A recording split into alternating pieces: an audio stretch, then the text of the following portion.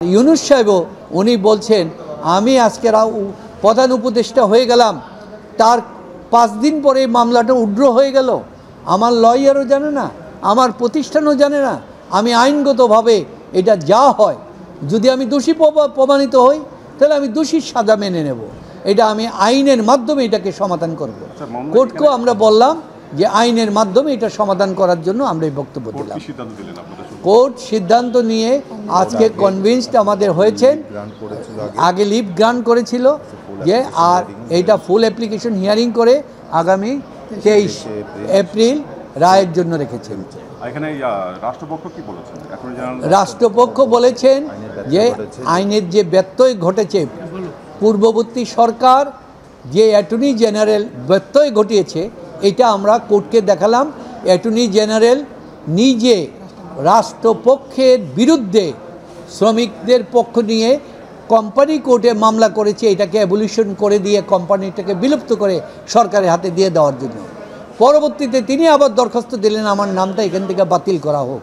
এইটাও আমরা কোর্টে দেখালাম যে কতটুকু সরকারিভাবে হেয় প্রতিপন্ন করার জন্য একটা ইল মোটিভেটিভে এইখানে ডক্টর মোহাম্মদ ইউনূসকে হেয় পরিপন্ন করার জন্য বাংলাদেশ এবং সারা বিশ্বের কাছে এই জিনিসটা তারা করেছেন। এটাই আমরা তুলে ধরব। দুদকের পক্ষের থেকেও বলেছে, যেহেতু এইখানে দুদকের পক্ষের থেকেও বলছে যেখানে অ্যাকাউন্টের হিসাবটাই বেমিল থাকে, যে এইখানে 437 কোটি আবার 409 কোটি টাকা, সুতরাং অ্যাকাউন্টসের যেখানে এই গরমিল থাকে সেখানে এটা ক্রিমিনাল মামলা হয় না। এটাও দুদক স্বীকার করেছে। রায়ে আমরা যে বক্তব্যটা দিয়েছি, রায়ের জন্য যে মামলা উড্র করাটা সঠিক হয় নাই, এটা আদালতের উপরে একটা অবৈধ চর্চা করা হয়েছে।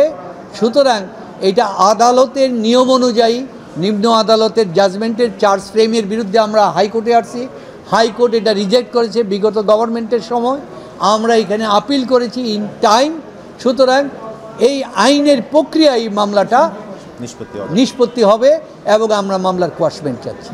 এখন অ্যাটর্নি জেনারেল সাহেব বলেছেন, কোর্টকে বলেছেন আপনারা ডিসপোজ আপ করে দেন। তখন ডিসপোজ আপ করে দিতে চাচ্ছে যে মামলাটা যে উড্র করা হলো আর এটা যে হয় না এইটাই। কিন্তু আমি তখন বললাম ডিসপোজ আপ হলেও এটা কোর্টের এখতিয়ার।